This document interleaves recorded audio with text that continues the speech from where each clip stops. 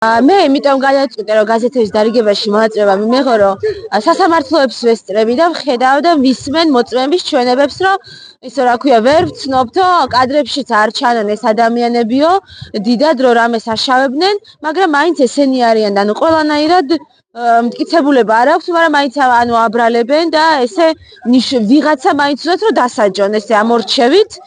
მომიტინგეები თუმცა მაგაზე შეიძლება არც ქონეთ ბევრი არაფერი და რა თქმა უნდა სოლიდარობის გამოსახატად და თან რაღაცა სიმართლის მართვის გავრცელებაში მინდა მონაწილეობა რომ მივიღო იმიტომ რომ